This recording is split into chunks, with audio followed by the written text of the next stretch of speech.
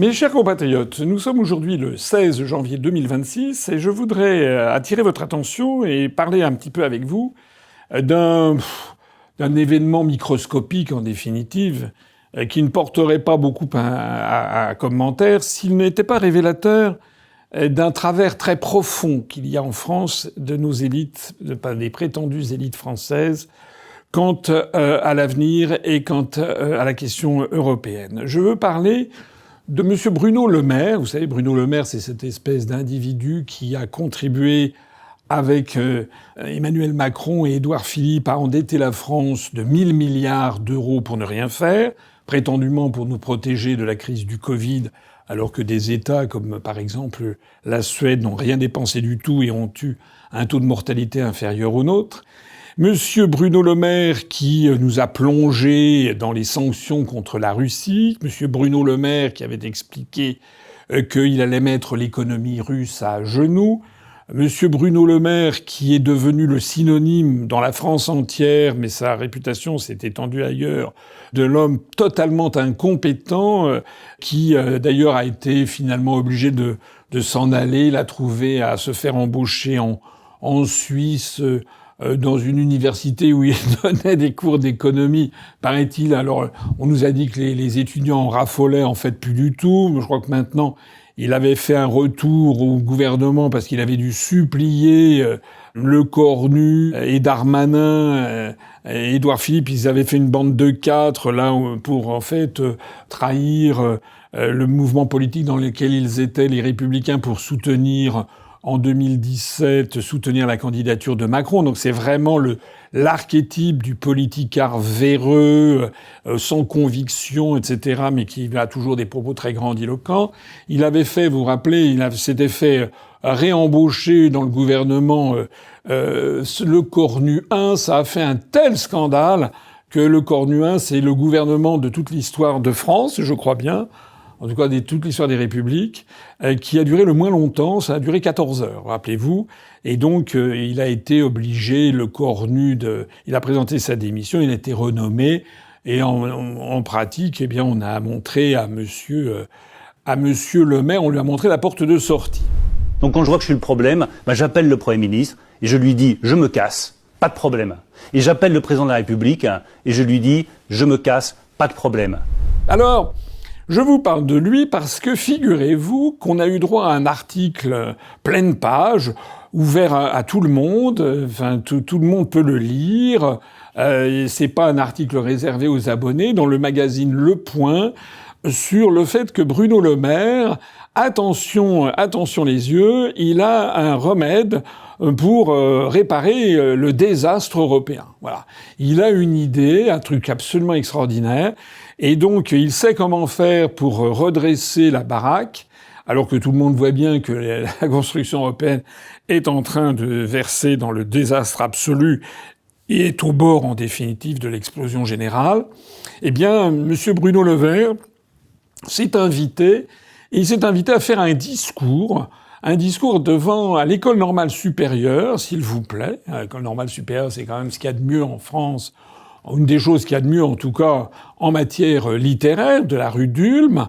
Voilà, c'est-à-dire vraiment, c'est de là que sont sortis des philosophes, des historiens, des grammairiens, des romanciers. Enfin, ça devrait être une des choses, des nec plus ultra de la pensée philosophique et littéraire française, mais aussi de la réflexion géopolitique, historiographique, etc. Bref, il s'est invité là pour faire un discours, et c'était le 15 janvier. Et le magazine Le Point nous fait la gratification de nous donner in extenso ce discours. Alors, je fais partie des quelques dizaines de personnes que ça a dû intéresser, parce que je ne me fais pas d'illusions. En gros, tout le monde s'en fiche. Bon. Mais moi, j'aime bien regarder ça parce que je me dis, il peut toujours y avoir quelque chose d'intéressant, en tout cas un symptôme, un syndrome, et c'est ce que j'ai trouvé en fait. En fait, ce discours que je vous invite à regarder ou à lire, si vous avez une dizaine de minutes à perdre, on va le mettre d'ailleurs en soutien de cette vidéo. C'est un discours qui est assez extraordinaire de finalement l'imbécilité de non seulement de Monsieur le Maire, mais ça c'était une chose entendue, mais de façon plus générale de l'imbécilité au sens étymologique, de la faiblesse. Imbécile en latin à l'origine, c'est quelque chose qui est très faible, hein, c'est chétif, voilà.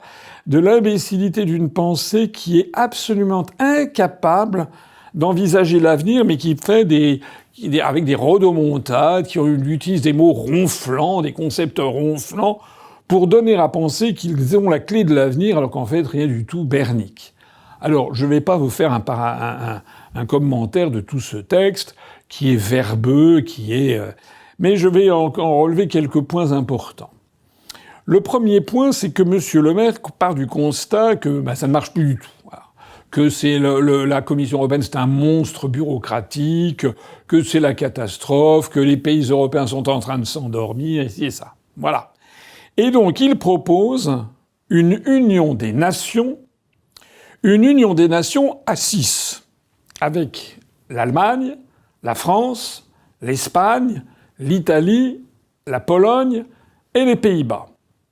Donc voilà ce qu'il propose, c'est de faire cette union avec 6 pays pour redresser le projet européen. Bien. En gros, c'est ça. Pour tout le reste, ce sont des yaka faucons. Il va falloir se réveiller. Il faut comprendre que désormais, le monde a radicalement changé. Avant, nous nous bercions d'illusions. Il cite le fait que Kennedy se battait pour la liberté, alors que maintenant, Donald Trump, c'est le grand méchant loup. Que le monde d'aujourd'hui, c'était le monde de la rationalité avant. Après, depuis 45, maintenant, c'est le monde du chaos, avec les 3 grands maîtres, les 3 grands méchants loups qui sont à la tête du monde aujourd'hui. C'est Donald Trump aux États-Unis, Vladimir Poutine en Russie et Xi Jinping en Chine. Voilà. Voilà quels sont les 3 grands méchants loups du monde d'aujourd'hui. Et face à ça, on s'aperçoit qu'il y a des volontés ici ou là d'émancipation des peuples tout à fait extraordinaires. Et il cite, parce que tout ça est extrêmement conjoncturel, ce qui signe déjà d'ailleurs une pensée faible, une pensée imbécile, c'est-à-dire de tirer argument d'éléments tout à fait conjoncturels. Il cite la révolte du peuple iranien. En ce moment, comme si tout ça était tout à fait très simple, voilà, que c'était le peuple iranien d'un seul coup qui s'était levé contre ses dirigeants. Il cite que ce basculement qui est intervenu résulte de 4 choses. D'une part, la crise de la Covid, une épidémie dont on comprend, ça n'est pas explicité, mais on comprend que ça nous est tombé du ciel, comme ça, une terrible épidémie qu'il a fallu gérer. Là aussi, les causes, on ne sait pas quelles sont-elles. Deuxièmement, il parle de la guerre en Ukraine. Voilà, là aussi, on croit comprendre que c'est Vladimir Poutine, le très grand méchant loup, qui est intervenu sur l'Ukraine. Troisièmement, c'est l'élection de Donald Trump. Et quatrièmement, c'est le fait que la Chine est en train de devenir le leader du monde, etc. Voilà. Et face à ça, dit-il, il faut qu'on se réveille face à ces événements. Et dans le réveil en question, ce sont des vœux pieux du style, voilà, il faut absolument que on soit mieux dans l'intelligence artificielle, on soit plus performant dans, les microprocesseurs. Alors il ponctue son discours de trucs pseudo-techniques en citant quelques sociétés européennes. Il dit, voilà, on manque de volonté, il faut qu'on ait la volonté, il faut simplifier les choses, il faut avoir un État stratège en France, donc il faut diminuer les subventions aux uns et aux autres. Et puis par ailleurs, il nous explique aussi qu'il faut simplifier les organisations, que la Commission européenne doit être réduite à simplement la négociation des droits de douane, donc du tarif extérieur. Et puis il nous dit aussi que voilà, il faut qu'il y ait un président de cette affaire qui soit choisi par ses pairs. On croit comprendre, on soit subodoré qu'il se verrait assez bien d'ici quelques années être le président de tout ça. Et puis, enfin, en gros, c'est ça. Voilà. Du yaka, faucon. Alors, vous imaginez tous les trucs un petit peu à la mode. Voilà. Il souligne aussi qu'il faut pas se laisser abattre parce que la Russie, c'est un pays qui est en voie d'effondrement. C'est un pays beaucoup trop grand avec un PNB qui n'est pas du tout suffisant. Donc la Russie, c'est quasiment de la gnognotte, et donc il va falloir, c'est un pays qui est au bout du rouleau. Il nous explique qu'en Chine, ouh là là là là, la Chine, c'est vrai qu'en ce moment, ils sont en train de marquer des points, mais, il y a quand même des problèmes. Il y a des problèmes de l'immobilier, ce qui est un problème conjoncturel, mais là aussi, c'est un problème conjoncturel. Effectivement, il y a eu des surinvestissements dans l'immobilier. Il explique aussi qu'il y a des conflits à l'intérieur du Parti communiste chinois. Oh là là, oui. C'est pas en France qu'on verrait des conflits dans l'appareil d'État et dans les partis politiques. Enfin bon, bref. Donc en gros, la Chine et la Russie sont pas si bien partis que ça, hein, voilà. Et nous, il suffit d'être nous-mêmes, d'avoir cette volonté, et puis qui ne risque rien n'a rien. Et ça se termine à peu près comme ça. Je vais résumer en gros ce qu'il y a. Alors je voulais attirer votre attention là-dessus parce que il faut bien voir là-dedans l'incroyable, en fait, superficialité de tout ça. Ça, c'est absolument extraordinaire. Point par point, pour en citer quelques-uns. D'abord, il commence par dire que ça ne marche pas. Normalement, quand on est dans une entreprise, que ce soit une entreprise industrielle ou commerciale, ou que ce soit, je sais pas, une entreprise sportive, on se soit fixé un objectif sportif, qu'on ait fixé ou d'un objectif dans un tel ou tel création humaine, si on a un désastre, on doit d'abord partir à la recherche des causes de ce désastre. C'est un des points absolument constants des européistes, c'est que jamais, au grand jamais, ils ne partent à la recherche des causes du désastre qu'ils dénoncent. Alors pour dénoncer le désastre, oui. Nous sommes faibles, nous sommes ci, nous sommes mous, on dort pendant que les autres avancent à toute allure, etc. Très bien. Mais pourquoi est-ce qu'il en est ainsi ? Pourquoi ? Et qu'est-ce qui s'est passé depuis que l'Europe dominait le monde ? Qu'est-ce qui s'est passé, par exemple, qui explique que la France, qui était l'une des toutes premières puissances mondiales dans les années 60, vers 64-65, du temps de Gaulle, où l'on était deuxième ou troisième puissance économique mondiale, et où l'on avait la troisième force militaire mondiale, que l'on était présent sur tous les continents, qu'on avait un rayonnement international extraordinaire, et que le Herman Kahn Institute, qui était un institut de futurologie, prévoyait qu'en 1972, la France deviendrait le troisième grand du monde. Mais qu'est-ce qui s'est passé qui fait que maintenant, on ne cesse que de dégringoler sans arrêt ? Jamais la moindre recherche des causalités. Deuxièmement, il y a toujours la caricature absolue, qui est que la France, si on ne fait pas le projet dont monsieur le maire se fait le porte-parole, eh bien la France, nous allons nous recroqueviller. Alors on a droit à tous les adjectifs dépréciatifs, populistes, voilà, des gens qui n'ont rien compris à l'évolution du monde, et on va se recroqueviller sur une coquille vide. Voilà. C'est-à-dire que si on ne fait pas une Europe à 6, le même qui d'ailleurs nous avait expliqué il y a quelques années encore, il appelait à voter oui à la Constitution européenne, qu'il fallait absolument avoir une Europe à 27. Le même, maintenant, qui nous explique qu'à 27, ça marche pas du tout, il nous faut une Europe à 6, et il nous explique, de la même façon qu'il l'expliquait à 27, il nous explique que si à 6, qu'on pourra faire à 6 des choses extraordinaires, alors que tout seul, on pourrait rien. Là aussi, il n'y a aucune réflexion. Il y a même pas une petite inquiétude, quand même, de fond. Moi, je serais à sa place, je dirais, est-ce que je dis pas une sottise, quand même? Est-ce que ce que je dis est vrai ? Lorsque, je l'ai déjà dit souvent et je le redis ici, dans l'indice de développement humain calculé chaque année par le Programme des Nations Unies pour le développement, qui intègre le PIB par habitant, donc la richesse par habitant, mais qui intègre aussi la participation des femmes, je crois. Alors je sais plus si c'est le taux d'alphabétisation des femmes ou bien la participation des femmes à la vie politique. Il doit y avoir d'autres éléments. Vous voyez, des éléments, c'est un indicateur composite qui tient compte d'éléments à la fois économiques et d'éléments sociétaux, pour arriver à ce qu'ils appellent l'indice de développement humain, l'indice IDH, qui vise à quel est le pays le plus développé, où c'est le plus agréable à vivre. Et on arrive chaque année au fait que les 2-3 pays qui arrivent au sommet de l'indice de développement humain selon le PNUD, eh bien c'est la Norvège, l'Islande et la Suisse. Alors c'est dans l'ordre ou dans le désordre, la Suisse, l'Islande, la Norvège, la Suisse, l'Islande, etc. Parfois, il y en a un qui vient s'intercaler, je ne sais pas, entre tout ça, mais c'est rare.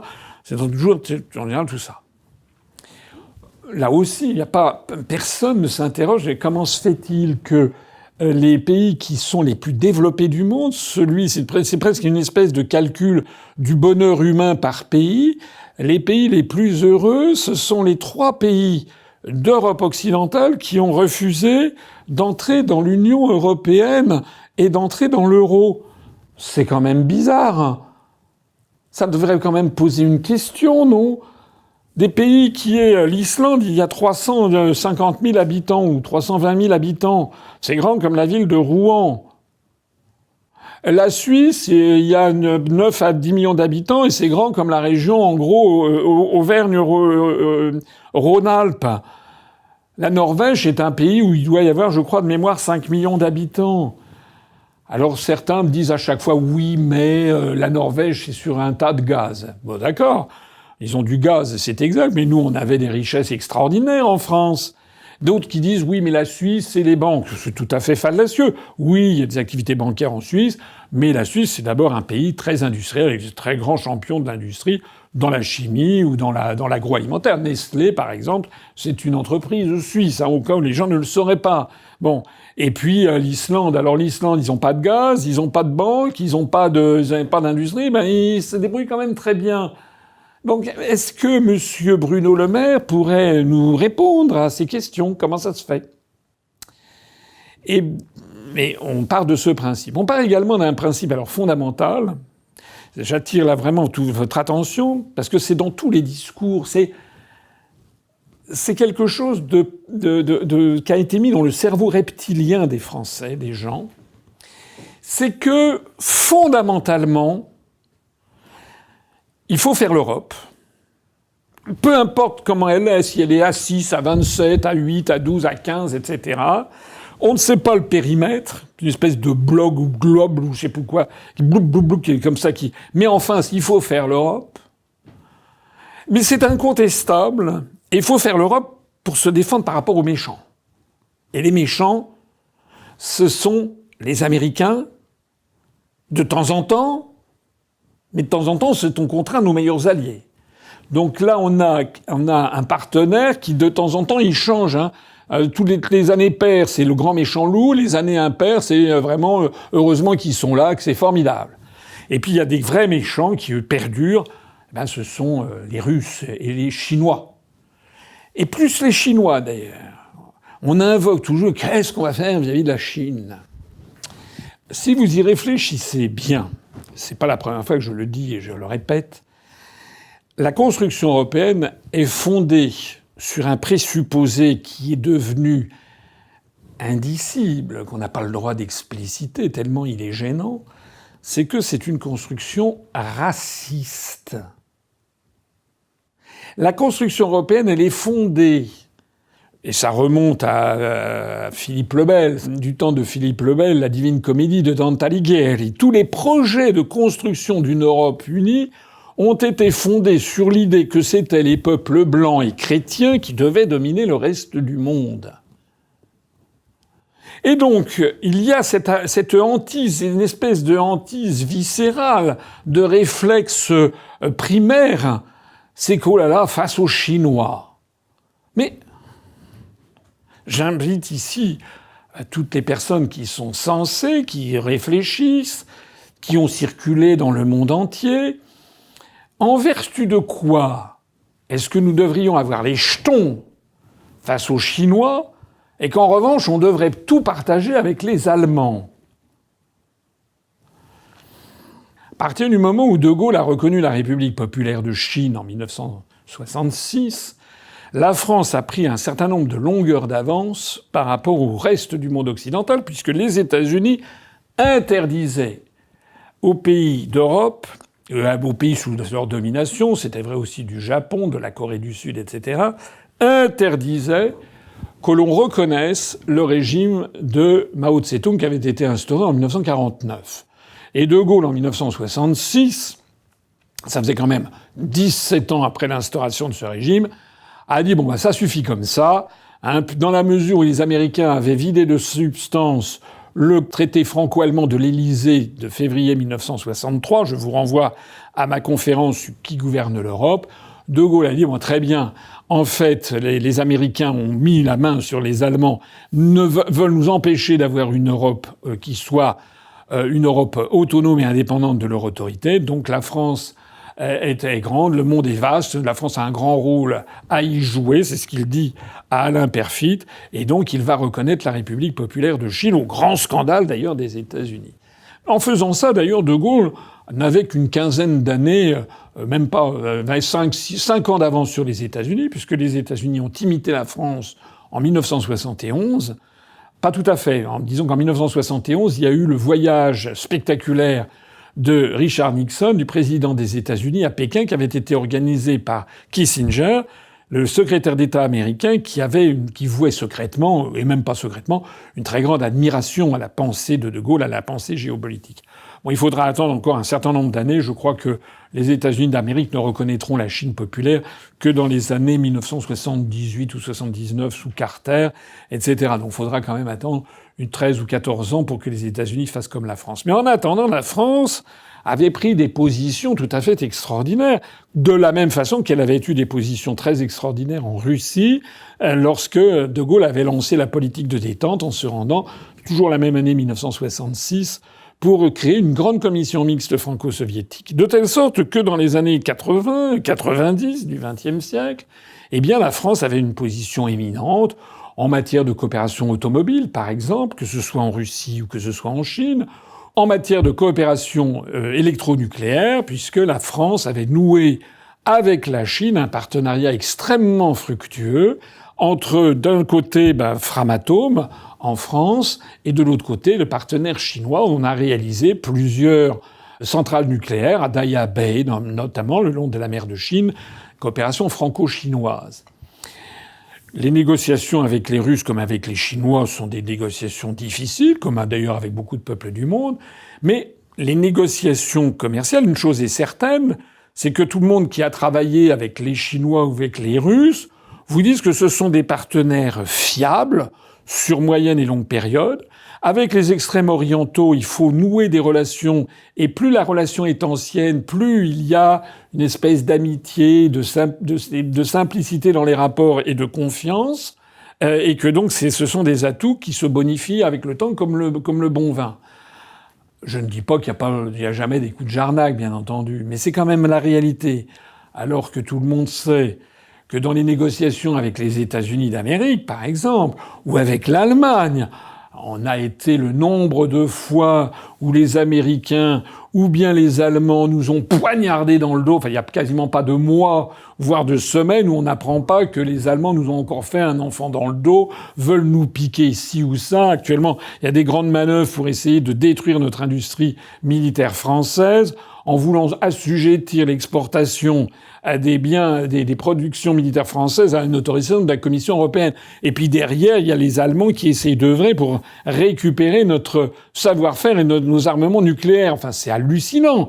C'est-à-dire, d'ailleurs, on le voit bien sur tous les sujets. Le dernier en date étant l'affaire du Mercosur, de l'accord avec le Mercosur, où l'Allemagne a délibérément, sciemment, continuellement, avec une opiniâtreté extraordinaire, saboté les intérêts de la France, saboté les intérêts de nos agriculteurs familiaux pour faire profiter la production automobile allemande qu'ils prétendent envoyer en Chine. Et d'ailleurs, la messe n'est pas dite, puisqu'au même moment, personne n'en parle beaucoup, mais les Chinois ont investi massivement de la production automobile au Brésil, de telle sorte que cette affaire de l'accord Union européenne-Mercosur, il n'est pas dit qu'à terme, ça ne soit pas qu'on va importer massivement des automobiles chinoises made in Brazil à la grande stupéfaction de l'Allemagne. Mais on le sait, les Allemands ont tellement forcé la main avec un accord avec les institutions européennes, notamment avec Madame von der Leyen, ils ont tellement forcé la main qu'ils sont même allés jusqu'à empêcher le Parlement européen d'avoir son mot à dire avant la ratification, avant la signature plus exactement, de cet accord UE-Mercosur. Donc, la question qui est fondamentale, c'est pourquoi est-ce qu'il faudrait absolument lier notre avenir définitivement avec des pays d'Europe et considérer toujours comme si on était, je ne sais pas moi, la dame aux camélias qui se pâmait parce qu'il y avait des menaces chinoises. Les Chinois, c'est des êtres humains comme tout le monde, comme les Russes, comme les pays d'Afrique, d'Amérique, d'Océanie. Enfin, c'est quoi le problème? Il faut avoir des bonnes relations, des relations d'affaires avec tous ces pays. En attendant, une fois que M. Bruno Le Maire est parti sur des présupposés, mais tout ce qu'il dit mériterait un quart d'heure, une demi-heure, 1 heure, 2 heures, 3 heures de commentaires et de débats sur tout ce qu'il annonce. Pourquoi est-ce qu'on en est arrivé là? Pourquoi est-ce qu'il faut faire l'Europe? Quel est le périmètre de l'Europe? Pourquoi est-ce qu'on doit se méfier davantage des Chinois que des Allemands ou des Russes que des Américains, alors que toutes les années antérieures ont montré qu'au contraire, c'était nos prétendus partenaires dont on devait se méfier le plus dans tous les domaines, que ce soit en matière industrielle, en matière agricole, en matière militaire notamment. Monsieur Le Maire nous propose donc, après tout ça, qu'il n'a pas explicité son projet d'avoir une Europe des 6. Mais là aussi, pourquoi une Europe des 6 ? Qu'est-ce qu'il fait on est 27. Il en fait quoi des 21 suivants? Il explique quoi aux Portugais, aux Belges, à nos amis belges? Il dit quoi aux Danois? Il dit quoi aux Irlandais, aux Grecs? Il dit quoi aux Roumains, aux Chypriotes? Il leur dit quoi aux Autrichiens? Il leur dit quoi? Il leur dit vous puez des pieds, dégagez, vous n'êtes pas aussi chic que nous. On imagine évidemment que ce genre de proposition susciterait un tollé général. D'ailleurs, comment il fait pour arriver à l'Europe qu'il propose? Parce que ça veut dire quoi? Il va changer les traités? Ça veut dire qu'il va arriver comme ça, la bouche en cœur, dans un conseil des chefs d'État et de gouvernement de l'Union européenne, en disant voilà, j'ai un projet, eh bien l'Europe des 27 telle que nous la connaissons, nous allons la transformer en Europe des 6, donc 21 des 21 d'entre vous, eh bien vous devez tomber d'accord pour dégager, parce que vous n'êtes pas assez chic en fait, vous partez, voilà, partez. Ça n'a pas de sens. Ça a d'autant moins de sens d'ailleurs qu'il ne dit pas un mot des problèmes financiers qui lient tous ces pays, des engagements sur plusieurs années, ce sont des budgets qui se construisent sur 7 ans, sur le fait que tous les pays de l'Est sont venus dans l'Union européenne, d'abord et avant tout pour avoir de l'argent. D'ailleurs, cet argent ne sortant pas d'un chapeau, sortant de la poche des Allemands, des Français, des Néerlandais. Il n'y a aucune réflexion de quelque nature que ce soit. Il propose de faire adopter ce projet par référendum. Mais ça veut dire que si d'aventure il lançait ce projet par référendum, donc on créerait une nouvelle Europe à 6, on est quand même juridiquement dans l'Europe de 27. Elle ne disparaît pas ipso facto ni ipso iure. Donc on fait quoi? Admettons même qu'il y ait un référendum et que les Français disent « Formidable, je suis d'accord pour cette Europe des 6 ». Admettons même qu'il convainque les 5 autres États d'être d'accord aussi, ce qui ne sera pas le cas. Mais qu'est-ce que l'on fait de notre présence dans l'Europe des 27 ? Il faut faire le Frexit, si je comprends bien. Il faut sortir en vertu de l'article 50. On imagine évidemment les problèmes insurmontables que tout ceci poserait. Bien entendu, il n'y a pas de réflexion non plus sur les antagonismes nationaux essentiels qu'il y a. Il part du principe comme ça, car tel est mon bon plaisir, que la France va faire une espèce non pas de triumvirat, mais une espèce de la cour des grands, hein, c'est-à-dire l'Espagne, l'Italie, la France, les Pays-Bas, l'Allemagne et la Pologne, et que donc les autres pays d'Europe sont priés d'être des toutous, et puis on leur donnera éventuellement un os à ronger. Il n'y a aucune réflexion sur la géopolitique, aucune réflexion sur les liens de la France avec les pays de la francophonie, ceux de l'Espagne avec les pays de l'hispanophonie. Il n'y a aucune réflexion sur les intérêts nationaux fondamentaux de la France que De Gaulle avait parfaitement explicité, qui font que notre intérêt géopolitique essentiel, quels que soient les régimes, c'est de nous entendre bien avec la Russie, que ce soit la Russie tsariste, que ce soit la Russie soviétique, que ce soit la Russie stalinienne, khrouchtchevienne, gorbatchevienne, ou que ce soit aujourd'hui, enfin l'URSS plus exactement, et que ce soit aujourd'hui la Russie poutinienne, quels que soient les régimes, reste la nation russe, le peuple russe, qui nous a sauvés de nombreuses fois dans l'histoire, et avec lesquels nous avons un intérêt fondamental à être bien, alors que la Pologne a au contraire une tradition d'antagonisme viscéral avec ses deux voisins, de l'Est qui est la Russie, de l'Ouest qui est l'Allemagne. Comment est-ce qu'il articule tout ça, en fait? Bon, je vais m'arrêter ici parce que ça serait d'abord, ça n'a pas un si grand intérêt que cela, en fait. D'ailleurs, personne ne va réagir. Mais je voudrais quand même conclure par 2-3 éléments. D'abord, monsieur Bruno Le Maire est promu par le magazine Le Point, dont on dit qu'il est quand même assez proche des intérêts, non pas américains version Trump, mais américains version État profond américain. Monsieur Bruno Le Maire ne fait aucune analyse, absolument aucune analyse, du poids d'autres États que ceux qu'il évoque. Le Japon, il n'y a pas un mot. L'Inde, pas un mot. Le Pakistan, Bangladesh et les BRICS, pas un mot. Pas un mot sur le Brésil, pas un mot sur l'Arabie Saoudite, pas un mot sur la Turquie, pas un mot sur Israël. Alors que Israël, on le voit bien dans un certain nombre de théâtres d'opérations, dont d'ailleurs qu'il déplore, comme par exemple l'opération de Trump au Venezuela, ou comme par exemple la révolte en Iran, on sait tous que le Mossad est très actif dans ces affaires-là. Pour le Groenland, j'ai fait une vidéo sur le Groenland où je montrais justement des intérêts assez inattendus sur ces questions. Monsieur Le Maire, il est d'une naïveté, d'une ignorance crasse, en fait. Les autres pays du monde n'existent pas pour lui. Donc tout ça, c'est extraordinairement schématique, misérable. Le plus beau de l'histoire, c'est qu'il prétend, se dégager de la naïveté que l'on avait vis-à-vis des États-Unis d'Amérique, etc., que la construction européenne qui visait la liberté. Il ne doit pas connaître quelle est la véritable histoire de la construction européenne, que ce sont les États-Unis d'Amérique qui ont été à l'origine.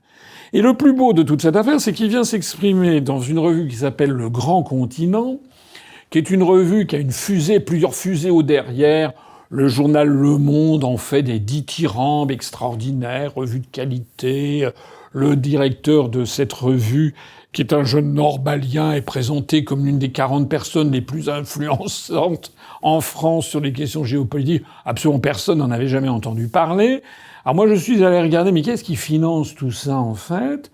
Vous avez des financements de l'État, notamment du ministère des Affaires étrangères, des Affaires européennes, notamment du ministère de la Défense. On aurait vraiment intérêt à ne pas dépenser cet argent pour faire des analyses aussi stupides que celles qui sont ainsi développées. Mais c'est également financé par des fonds européens, bien entendu. Et la cerise sur le gâteau, c'est que c'est également financé par Friends of Foundation de France, qui est un organisme situé aux États-Unis et qui collationne des fonds de riches américains pour aller financer. Ils ont comme ça, par exemple, Friends of Fondation de France a financé une partie de la reconstruction de Notre-Dame de Paris après l'incendie, a financé aussi quelques opérations sur le Covid, et puis finance parmi ses bonnes œuvres le groupe d'études géopolitiques, le GEG, qui travaille main dans la main avec cette revue Le Grand Continent, et qui se situe, dont le siège social est à l'École normale supérieure. Voilà. Alors je voulais vous dire tout ça parce que je voulais vous montrer à quel point la France, nous sommes dirigés par des gens qui ont une pensée morte. Ils sont incapables, M. Bruno Le Maire est incapable de comprendre que le principe même de la construction européenne est un principe qui remonte à plusieurs siècles. Tout à l'heure, je le faisais remonter à la Divine Comédie de Dante Alighieri, ou plus exactement à des projets qu'il avait à l'époque où il reprochait déjà au roi de France de ne pas vouloir se soumettre, si vous voulez, au Saint-Empire romain germanique. On a eu toute une série de projets tout au long de l'histoire, de l'abbé de Saint-Pierre, on a eu un projet de Sully, de Père Perpétuel, on a eu le projet Koudonov-Kalergi, on a eu le projet Aristide-Briand. Tous ces projets de construction européenne, ça fait 8 siècles que ça dure. Bon. Monsieur Le Maire et les gens qui pensent comme lui sont incapables de penser ce que c'est que le XXIe siècle. Ils sont incapables de comprendre que les jeunes de nos jours sont plus intéressés, souvent, par la culture japonaise que par la culture chypriote. Voilà. On peut le regretter, mais c'est ainsi. Voilà. Que beaucoup de jeunes Français regardent vers des pays comme des pays musulmans, notamment les Français qui sont originaires de l'immigration. D'ailleurs, à ce propos, ils laissent entendre que voilà, on s'est laissé endormir sur l'immigration, il faut réagir. Il n'y a pas un mot, d'ailleurs, de M. Bruno Le Maire qui explique qui se cache derrière ces questions d'immigration. Il n'y a pas un mot sur le traité de Marrakech numéro 2, celui sur les migrations internationales. Pas un mot sur le rôle joué par l'État profond. Le mot même d'État profond ne figure pas. Le mot de Open Society de Georges Soros ne figure pas dans les analyses de M. Le Maire. Voilà. Donc en fait, c'est pas que M. Le Maire soit incompétent, ça tout le monde est au courant. Mais ce que je veux dire par là, c'est qu'il est fascinant de voir à quel point une pensée morte, aussi bête, aussi sommaire, aussi ridicule, de poncif, de cliché, est encore présentée comme le fin du fin de la pensée en France. Alors ça, c'est triste, parce que ça veut dire qu'en fait, la France n'aimait plus rien. Et c'est la réalité, d'ailleurs.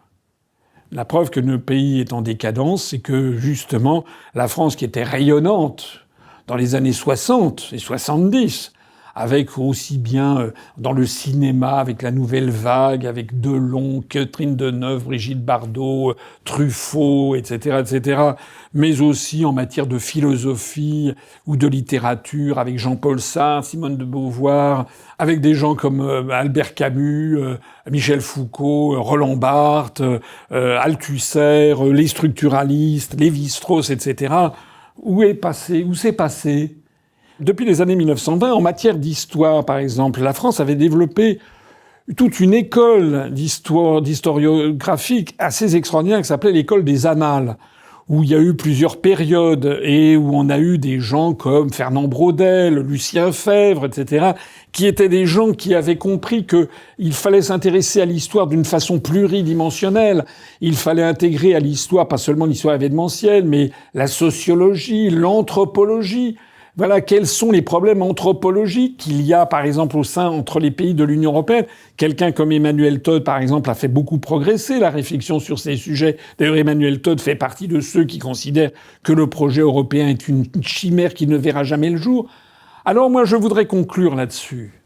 J'allais dire aux élèves de l'école normale supérieure qui ont assisté à ce discours, mais aussi aux responsables d'ailleurs de cette étude Grand Continent, puisque paraît-il, ils veulent faire des grands débats. Je leur dis chiche. Soyons à la hauteur des grands ancêtres de l'école normale supérieure, de la rue d'Ulm. Organisons un vrai débat. Et moi je dis, voilà, organisons un débat avec Monsieur Bruno Le Maire et avec moi-même. où l'on va parler de la construction européenne, on va parler de l'Union européenne, on va aller dans le fond des choses. On va aller regarder un petit peu comment tout ceci, qu'est-ce qu'il y a dans la cervelle de M. Bruno Le Maire. Et en quoi ce qu'il dit est intéressant. Il faut qu'il y ait un grand travail à faire, et là il y a une véritable trahison d'éclair, je n'hésite pas à le dire. Il faut qu'en France, il y a quand même en France des gens intelligents, des diplômés, des jeunes diplômés, tout le monde n'est pas benet. Il y a des gens intelligents en France, des étudiants. Je m'adresse ici à l'école normale supérieure, mais ça peut être aussi à l'école polytechnique, ça peut être... Je leur propose, alors l'école normale supérieure, l'avantage c'est que c'est là qu'il y a eu ce discours de M. Le Maire, eh bien je leur propose de faire un débat. Voilà. Et si M. Le Maire faisait valoir, comme Mme Knafo, qu'il a des choses beaucoup plus importantes à faire que de débattre avec moi, parce qu'en fait il les aurait à zéro, eh bien à ce moment-là, je propose humblement à l'école normale supérieure qui a reçu M. Bruno Le Maire, et je propose humblement à la revue Le Grand Continent, qui bénéficie de subventions publiques, donc payées par vous et par moi, je leur propose de m'accorder la possibilité de venir faire une conférence dans le cadre du Grand Continent et devant les étudiants et les professeurs, le corps professoral et puis les journalistes qui voudront bien venir à l'école normale supérieure. Voilà. Je vous remercie de m'avoir écouté. Je vous tiendrai informé des suites qu'il y aura à cette sollicitation. Je vais envoyer dès demain une lettre aux responsables de la revue pour leur demander soit d'organiser un débat avec M. Le Maire, soit de m'autoriser à prendre la parole devant leurs étudiants. Merci beaucoup. Vive la démocratie. Vive la libre confrontation des idées. Vive en fait le retour à ce que fut la France, mère des arts, des armes et des lois. Et vive la France. Merci de soutenir l'UPR pour continuer le travail d'émancipation entrepris depuis 18 ans par François Asselineau. Vos dons sont essentiels, votre mobilisation aussi.